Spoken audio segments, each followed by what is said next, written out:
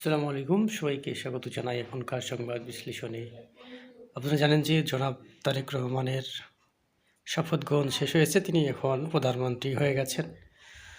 পাশাপাশি তার মন্ত্রিসভারও শপথ গ্রহণ অনুষ্ঠান সম্পন্ন হয়েছে। এই শপথ গ্রহণ অনুষ্ঠানে বিরোধী দল অর্থাৎ 11 দলীয় ঐক্যজোট তারা যায়নি। কেন যায়নি সে সম্পর্কে আপনারা ভালোই জানেন।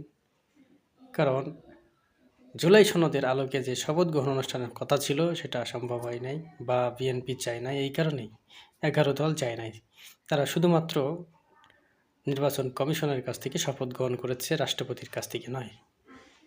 রাষ্ট্রপতি শাহাবুদ্দিন চুপ্পু, মহামান্য রাষ্ট্রপতি, তিনি ইতিমধ্যে 3 সরকার প্রধানকে শপথ পড়িয়ে ফেলেছেন। এর মধ্য দিয়ে তিনি একটা রেকর্ড তৈরি করেছেন।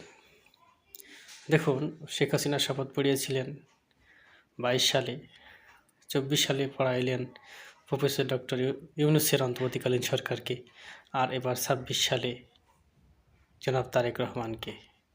যাদেরকে শপথ পড়িয়েছেন কোনো সরকারই 2 বছরের বেশি টিকে নাই।